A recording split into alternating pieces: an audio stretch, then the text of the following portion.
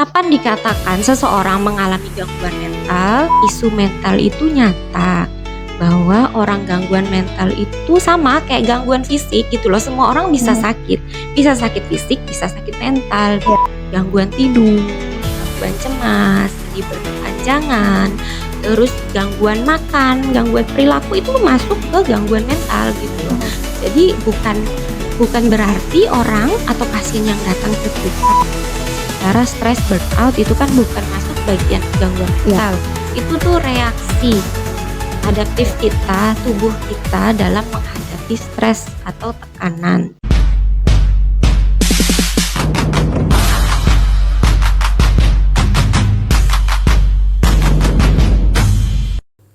Halo, selamat datang di Expose, edukasi kesehatan melalui podcast Puskesmas Lalong. Di sini, tempat di mana kita ngobrolin kesehatan dari yang receh sampai yang penting banget. Bareng saya Bella, kita nggak cuma ngobrolin yang receh aja.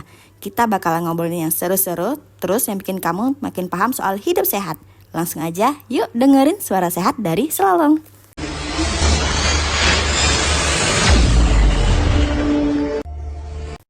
Dan sudah hadir bersama kita sosok yang istimewa. Beliau seorang dokter yang tidak hanya mendedikasikan dirinya di dunia kesehatan, tapi juga perjalanan karirnya yang begitu inspiratif. Beliau seorang dokter yang dulunya pernah mengabdi di Puskesmas Lalong, kemudian melanjutkan pendidikannya, dan kini kembali sebagai dokter spesialis kejiwaan. Beliau sekarang bertugas di RSUD Skadau. Bersama beliau kita bakal menggali lebih dalam bagaimana sih cara merawat jiwa di tekanan zaman yang makin berat, dari beban pekerjaan, media sosial, sampai dinamika kehidupan sehari-hari. Langsung saja kita sambut Dr. Fitri Setiawati, spesialis kedokteran jiwa. Halo dok. Halo Mbak Bella. Halo, bagaimana kabarnya nih dok? Alhamdulillah baik. Mbak Bella gimana kabarnya? Alhamdulillah baik dok. Semangat ya. Semangat kita hari ini ya dok ya. Oke. Terima kasih nih dok, di tengah kesibukannya bersedia hadir di sini bareng kita buat berbagi informasi. Ya, sama-sama. Mungkin untuk pembukaan nih dok, boleh perkenalan dulu. Mungkin kan tadi saya udah buka nih dengan sedikit cerita tentang dokter. Mungkin kan lebih lengkapnya dari dokter, latar belakangnya gimana, terus kayak apa sih yang memotivasi dokter sampai melanjutkan pendidikan ke spesialis kejiwaan sampai kembali lagi ke Skadau gitu dok. Oke. Baik, terima kasih. Assalamualaikum warahmatullahi wabarakatuh. Perkenalkan saya Dr. Fitri Setiawati, saya dokter spesialis jiwa.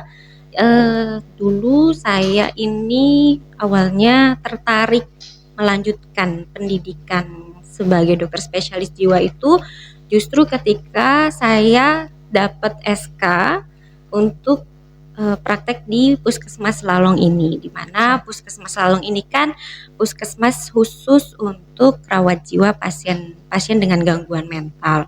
Nah, di sini saya menemukan passion, ternyata menarik, menantang buat saya untuk menggali pola-pola pasien terkait hidupnya, bagaimana sampai dia mengalami gangguan mental. Itu semua membuat saya tertantang untuk untuk melanjutkan pendidikan saya agar lebih punya pengetahuan yang lebih lagi terhadap gangguan mental ini. Berarti bisa dikatakan menemukan passionnya di Puskesmas Lalong. Benar gitu, sekali.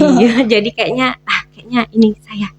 Oke. Nah, menurut dokter nih, kesehatan mental di Indonesia itu gimana sih dok? Baik, ini kita berdasarkan data ya, dari data Kemenkes tahun 2023 menunjukkan bahwa sekitar 6,1% penduduk Indonesia ini mengalami gangguan mental. Tentu ini bukan persentase yang kecil ya. Jadi ketika diteliti itu rata-rata bisa 1 dari 10 orang itu ditemukan mengalami gangguan mental. Untuk di Skadau data pastinya belum ada, tapi melihat kunjungan kesehatan mental yang semakin hari semakin bertambah, tentu ini menjadi perhatian juga ya buat kita agar lebih concern atau memberikan perhatian yang lebih terhadap isu mental ini sendiri. Oke, dok, ini saya tertarik, sebenarnya pengen saya pribadi sih yang tanya nih dok. Dokter spesialis kejiwaan itu masuk ke psikiater kah dok? Ya benar. Oke, itu gimana? Apa bedanya psikolog sama psikiater gitu dok tugasnya? Oke, baik. Kalau psikiater itu basicnya adalah dokter umum, kemudian yang melanjutkan pendidikan sebagai dokter spesialis jiwa atau psikiater. Nah, untuk ranahnya, untuk psikiater ini tentu mempelajari dari biologi pasien, kemudian juga mempelajari bagaimana pola-pola pasien dan juga punya kompetensi untuk memberikan terapi obat. Jadi kalau Oke. pasien-pasien yang sudah keluhannya gangguannya masuk gangguan mental sedang sampai berat, maka biasanya sudah mulai ada indikasi untuk mulai minum obat. Nah, jika sudah ada indikasi mulai minum obat, maka itu sudah ranahnya psikiater atau dokter spesialis jiwa untuk memberikan terapi pengobatan tersebut. Selain Oke. itu juga ada juga pendekatan terapi dialog atau psikoterapi seperti itu. Oke, lebih mendalam gitu ya dok, sampai Ya, pengobatan benar. juga gitu ya Mm-mm. dok ya. Lalu sekarang ini kan dokter di RSUD Skadau ya. Nah, kesibukannya di sana itu gimana dok? Menangani pasien jiwa juga kah atau umum juga gimana? Ya, jadi untuk di RSUD Sekadau saat ini memang saya menangani pasien jiwa tapi dalam skala lingkupnya yang poli atau rawat jalan. Untuk yang rawat inap itu ada tapi rawat bersama dengan bagian lain. Biasanya awalnya mungkin punya penyakit lain, misalnya ada sakit jantung atau mungkin dari bagian anak. Kemudian dari hasil pemeriksaan dokter bersangkutan ada indikasi untuk gangguan mental, baru kemudian dikonsulkan ke bagian psikiatri. Oke, berarti berhubungan juga ya dok ya. Ya, Oke, dok sebenarnya itu yang kesehatan mental yang dokter sebutkan tadi itu kan ada kategorinya tuh ya. Itu kesehatan mental sendiri itu apa sih sebenarnya dok? Apa karena kita cuma cemas aja itu udah dibilang kita terkena gangguan mental atau gimana gitu dok? ya, baik. Untuk kesehatan mental sendiri itu definisinya adalah suatu keadaan di mana sebagai individu kita menyadari kemampuan kita itu apa. Kemudian kita bisa produktif melakukan pekerjaan atau aktivitas sehari-hari. Kemudian kita bisa mengatasi stres kehidupan yang normal dengan baik. Lalu punya fungsi relasi yang baik, hubungan dengan orang-orang sekitar baik, dan kita ada memberikan kontribusi kepada lingkungan sekitar. Itu dia, dikatakan bahwa kita sehat mental. Oke. Ya, jadi aspeknya luas, tidak hanya apakah saya cemas terus saya gangguan mental, tidak, tapi dinilai banyak segi ya. Baik Oke. itu fungsi peran, kemudian kemampuan merawat diri, kemampuan membangun relasi, kemampuan untuk bekerja dengan baik, baik itu sekolah, bahkan kalaupun tidak bekerja ya misalnya ibu rumah tangga bagaimana dia merawat anak-anaknya, suaminya, seperti itu. Kalau yang paling dasar gitu dok, kesehatan gangguan mental yang paling dasar itu gimana sih dok ciri-cirinya? Jadi untuk kapan dikatakan seseorang mengalami gangguan mental, ada 3 poin utama yang perlu kita lihat. Apabila 1, pikiran, kedua, perasaan, ketiga, perilakunya terganggu.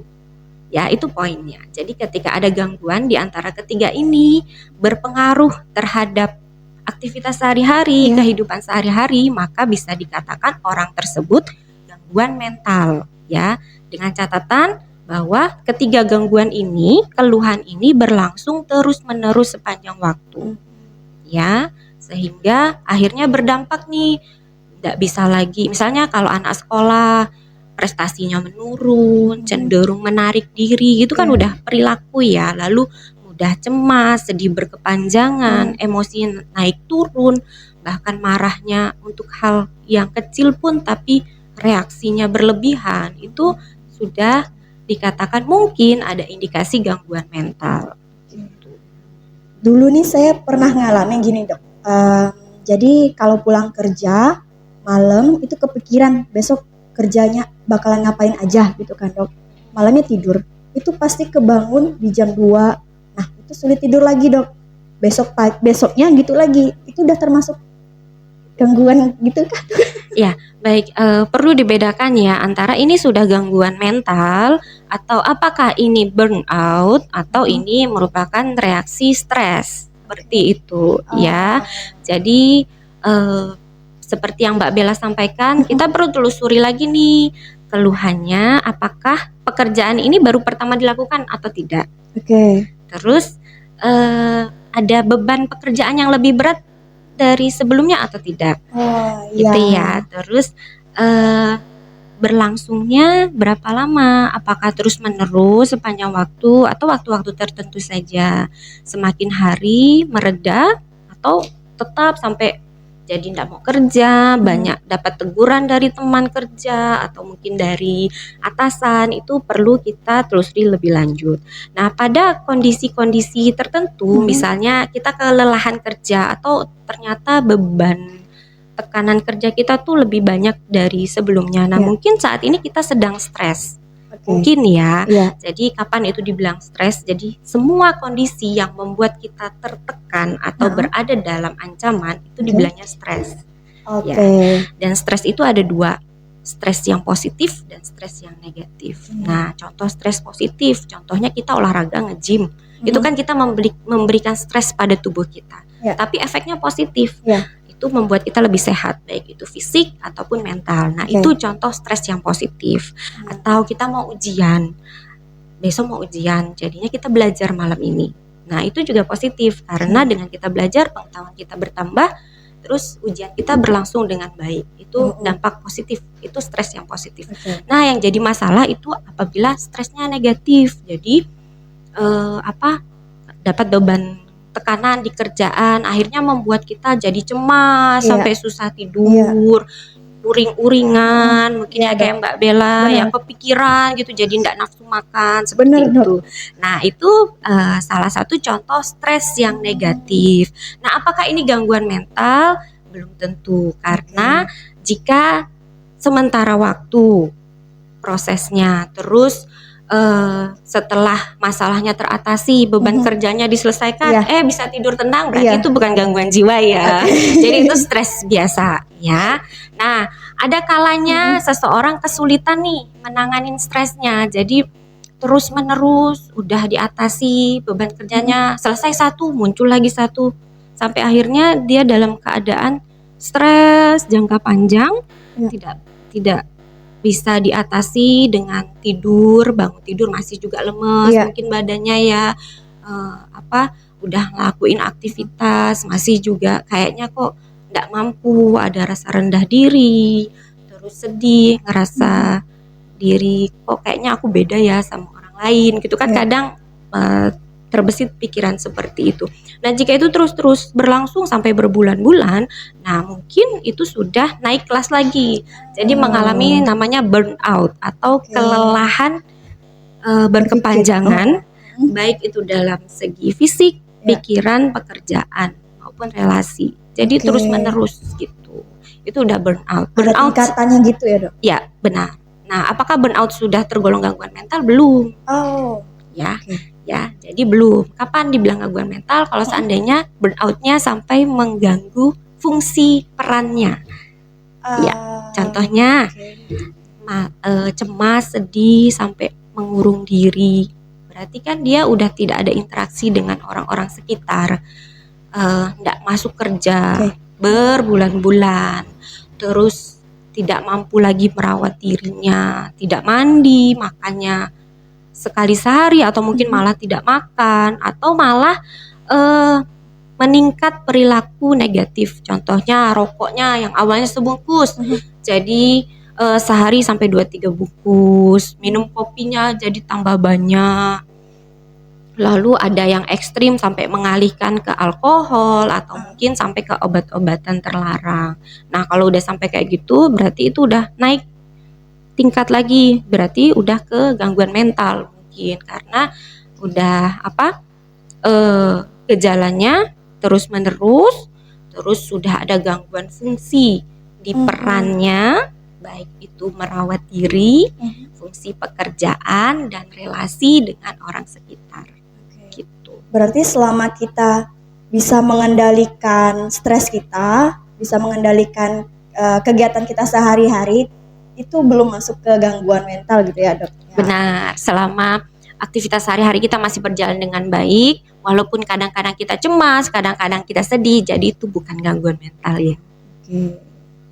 Dok, biasanya orang ada udah ke tingkat gangguan mental, tapi mereka itu nggak sadar gitu dok. Mungkin keluarga sekitar tuh nggak sadar. Itu sebenarnya gimana sih dok kayak ngatasinnya, atau ada diri apa si orang itu tuh harus menyadarinya kalau mereka itu harusnya ditangani gitu dok. Ya, benar. Baik, untuk isu mental sendiri di Indonesia pada khususnya ini masih jadi PR bersama ya. Jadi stigma tentang gangguan mental itu sangat besar, stigma negatifnya. Jadi mungkin orang itu awalnya punya kesadaran nih, kayaknya aku nggak baik-baik aja, tapi apa respon sekitarnya yang malahan tidak mendukung. Jadi ketika ada yang ngeluh, aku kayaknya capek, kok aku kayaknya stres, kok berat banget ya kayaknya hidupku ya, dibilang kau kurang iman ya, kapan kau terakhir sembahyang. Nah itu responnya kurang iman, kurang bersyukur, lebay gitu ya. Jadi ketika seseorang ingin mengkomunikasikan masalah mentalnya, respon sekitar itu cenderung negatif. Akhirnya membuat jadinya menarik diri malu gitu, bahwa mengungkapkan itu tuh suatu aib. Nah itu yang akhirnya berdampak keluhan yang awalnya dia sadar bahwa sebenarnya ada yang tidak benar di diriku, namun dipendam sampai akhirnya memberat. Nah ketika gangguan mental memberat itu, individu yang mengalami gangguan mental itu cenderung tidak sadar dengan perilakunya. Tiba-tiba aja mungkin orang sekitar bilang, kok kayaknya itu aneh ya sekarang, tiba-tiba marah, terus awalnya biasanya dia cantik kok lusuh banget ya sekarang. Nah akhirnya orang-orang sekitar yang ngeh kalau dia berbeda gitu. Yang awalnya dia udah sadar, dipendam, ujung-ujungnya dia malah jadi nggak sadar gitu. Ya benar, karena semakin berat gangguan mental, maka kesadaran dirinya pasien itu akan semakin rendah. Harusnya orang sekitarnya meresponnya dengan positif. Benar. Mendengarkan ceritanya mungkin ya dok. Ya, jadi sebagai orang sekitar, baik ini kita sebagai tenaga kesehatan juga khususnya bisa lebih terbuka dan menjadi pendengar yang baik untuk orang-orang di sekitar kita yang mungkin ada keluhan mental. Jadi kita bisa hadir. Kalau kita lihat, misalnya nih, lihat kok kayaknya ada yang beda ya. Tanyakan ke orang tersebut, apa yang bisa saya bantu? Coba dekati dia secara emosional. Lagi sedih ya, tentu tidak nyaman seperti itu, supaya dia bisa cerita dan kemudian bantu dia untuk membantu selanjutnya seperti apa, kira-kira perlu pertolongan enggak ya gitu. Jadi tawarkan dia, kalau seandainya sepertinya ini udah beda nih perilaku, perasaannya gitu. Tawarkan bahwa ada nih misalnya ke Selalong, puskesmas Selalong, atau mungkin ada nih psikolog atau dokter spesialis jiwa di rumah sakit untuk mengkomunikasikan atau menilai apakah keluhan si keluarga atau mungkin orang terdekat ini perlu pengobatan atau penanganan lebih lanjut. Gitu. Berarti besar pengaruhnya respon orang sekitar ya dok ya untuk si pasien itu sendiri kan? Iya. Jadi kayak gini dok, misalnya nih supaya si orang ini nggak takut atau malu untuk menyampaikan perasaannya tentang kesehatan mental dia, jadi kita sebagai orang sekitarnya juga ya harus peduli gitu ya dok ya sama dia. Benar. Dan yang utama adalah meningkatkan kemampuan kita untuk menyadari bahwa isu mental itu nyata, bahwa orang gangguan mental itu sama kayak gangguan fisik gitu loh. Semua orang bisa sakit fisik, bisa sakit mental gitu. Jadi ketika dia mengkomunikasikan terkait mental isunya, hadirlah, terbuka gitu. Tidak malah dikucilkan gitu. Karena tidak jarang yang pasien mental dapatkan ketika dia menyadari dia ada gangguan mental atau mungkin dia pernah berobat ke psikiater atau psikolog, dampak lingkungannya malah dikucilkan. Jadi merasa bahwa dia berbeda, dia tidak normal, padahal kan mentalnya sakit bukan maunya dia juga gitu loh. Ya kan harusnya berobat ya kan? Iya, harusnya dirangkul bukan malah dijauhkan. Ya kalau kita dijauhkan ujung-ujungnya gimana? Kan jadinya makin tambah tertutup, mentalnya makin tambah terganggu. Jadi penting banget edukasi kesehatan mental di masyarakat itu yang perlu dulu dibangun supaya orang-orang tidak skeptis dan tidak memandang negatif isu-isu mental itu. Oke. Jadi itu kan kadang orang nih datang ke psikiater atau psikolog itu kayak sembunyi-sembunyi gitu kan dok, kan takut dibilang kenapa ke psikiater, kenapa ke psikolog, lagi itu kak gangguan jiwa kak gitu. Padahal belum tentu itu mereka gangguan jiwa, bisa jadi hanya stres gitu kan dok. Ya, banyak hal. Jadi di kita itu selalu dikaitkan bahwa ketika datang ke psikiater atau psikolog, maka diasumsikan mohon maaf gila. Itu label negatif orang awam ya. Padahal gila itu salah satu label negatif untuk menyebutkan pasien-pasien dengan gangguan mental berat yang udah tidak mampu lagi menolong dirinya, tidak mampu membangun hubungan yang baik, tidak mampu lagi bekerja. Itu udah taraf yang tinggi banget dari suatu gangguan mental. Padahal gangguan mental lain tuh banyak. Gangguan tidur, gangguan cemas, sedih berkepanjangan, terus gangguan makan, gangguan perilaku itu masuk ke gangguan mental gitu loh. Jadi bukan berarti orang atau pasien yang datang ke kita itu gila semuanya, tidak seperti itu ya. Jadi itu yang perlu diluruskan gitu. Harusnya tuh responnya positif, kan orang sakit ya berobat gitu kan dok ya. Ke dokter umum mungkin dia sakit biasa ya, ke dokter umum mungkin dia ngerasa ada gangguan nih, bukan gangguan sih, kayak aneh aja perilaku dia kan, susah tidur apa, dia ke psikiater atau psikolog itu kita harus mewajarkannya aja gitu kan dok maksudnya. Iya, sama kayak sakit fisik lain, mungkin sekarang ototnya lagi sakit gitu, makanya dia ke dokter. Nah gitu juga mungkin sekarang perasaannya atau pikirannya lagi tidak nyaman gitu. Jadi bukan berarti langsung identik bahwa ini gangguan mental berat, tidak seperti itu ya. Oke, nah nggak boleh kita stigma negatif. Ya. Oke dok, kan tadi kan ada tingkatannya tuh stres, terus burnout ya. Kalau depresi itu udah masuk ke gangguan jiwa kah? Ya benar, jadi depresi ini merupakan suatu gangguan mental terkait mood atau emosi, di mana mood pada pasien depresi ini cenderung turun. Jadi ketika mood cenderung turun, maka itu akan mempengaruhi bagaimana dia memandang dirinya dan sekitarnya. Sayangnya yang dipandang itu cenderung negatif dan rendah. Contohnya rendah diri, merasa diri ini menjadi beban, terus tidak ada positif-positifnya. Bahkan ada gejala yang berat sampai berpikir untuk menyudahi hidup karena merasa tidak ada masa depan yang baik yang bisa saya peroleh, seperti itu. Ya, jadi ini masuk gangguan mental dan gejala sedihnya itu terus-menerus ya, sampai paling cepat 2 minggu dan bisa berlangsung berbulan-bulan. Makanya ketika dalam keadaan depresi ini perlu segera ditangani agar nantinya tidak semakin parah dan bisa merugikan nyawa pasien ataupun orang sekitarnya. Oke.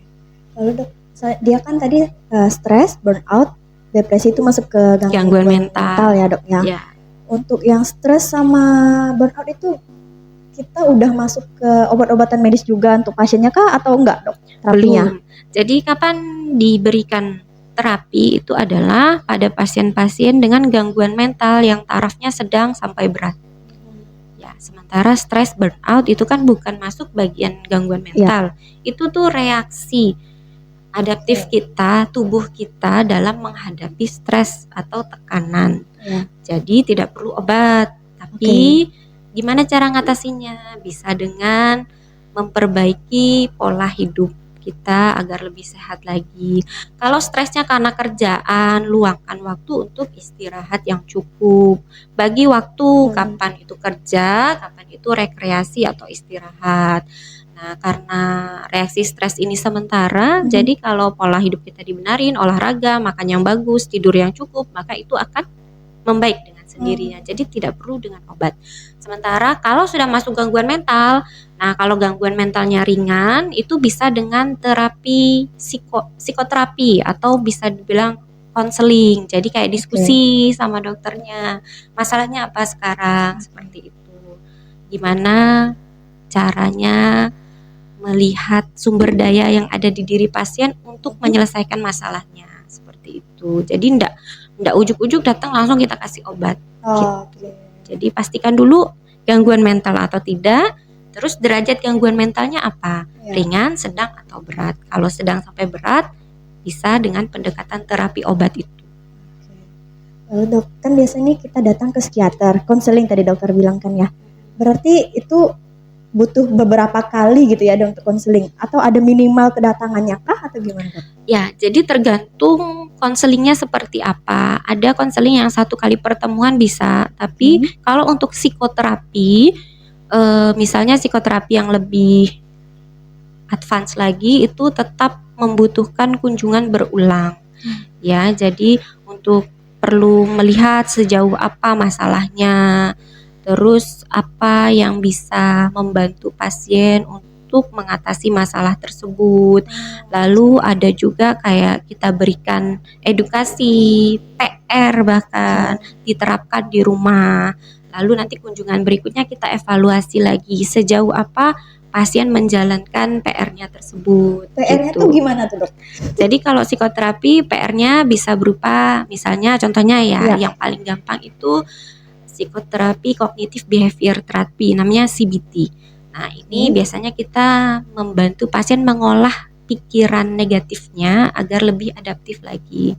Jadi kadang tuh pasien enggak tahu tiba-tiba, "Dok, saya cemas."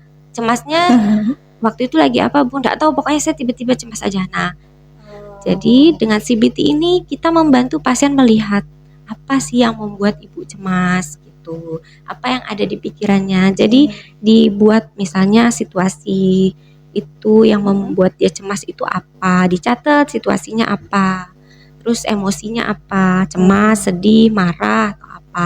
Kemudian pikiran yang terlintas saat itu apa. Jadi seperti itu. Jadi bikin list-list, lalu ada juga yang dibuat jadwal dalam semingguan itu ngapain aja gitu. Jadi terlihat nih pola pasiennya, lebih banyak waktunya yang produktif atau tidak gitu. Biar si pasiennya juga lebih menyadari dirinya sendiri gitu ya dok ya. Jadi bisa lihat pola kerentanan pasien itu apa. Jadi dia punya kesadaran diri, mawas diri yang lebih baik. Jadi ketika dia tahu apa yang membuat dia cemas, apa yang membuat dia sedih, maka dia akan selangkah lebih maju untuk mencari pertolongan atau mencari solusi gimana ya caranya mengatasi itu agar tidak cemas gitu. Paham sih dok, paham ya. Banyak ilmu yang dokter berikan untuk kita. Dokter mau minum dulu mungkin? Lanjut aja. Lanjut ya dok ya. Dok, kalau misalnya untuk orang-orang yang bekerja nih dok, biasa tuh kadang nih, mungkin saya ya, itu ngerasa kayak kan lagi banyak kerjaan nih. Terus kita nih lagi benar-benar lagi capek nih kan. Kita nih ngerasa kayak bersalah. Emang badannya lagi capek sebenarnya kan dok, lagi entah mungkin lagi demam atau apa. Kita mau istirahat tuh kayak ngerasa bersalah karena kerjaan ini belum selesai. Itu tuh gimana menurut dokter? Ya, baik. Rasa bersalah terhadap istirahat. Nah, ini sebenarnya sesuatu yang perlu digarisbawahi karena bisa jadi ini suatu bentuk kerentanan yang dimiliki individu tersebut. Ya, jadi apa nih yang mendasari rasa bersalah dari istirahat ketika sedang banyak tekanan atau sedang bekerja ya.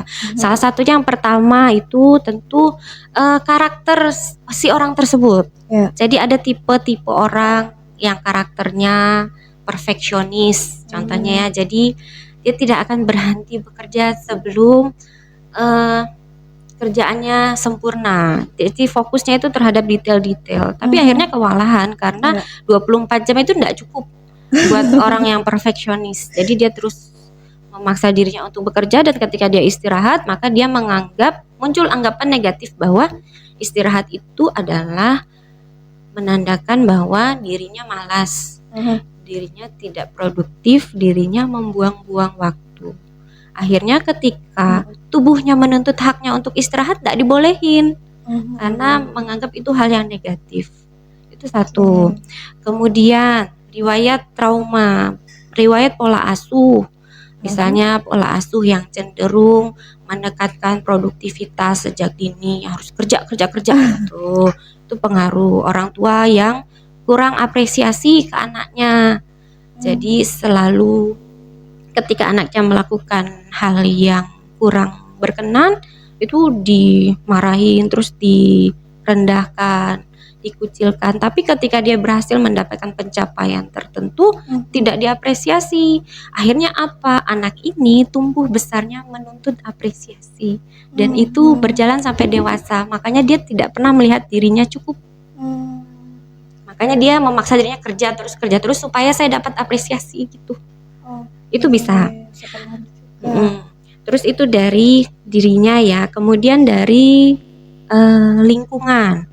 Contohnya apa? Tekanan sosial, kebutuhan.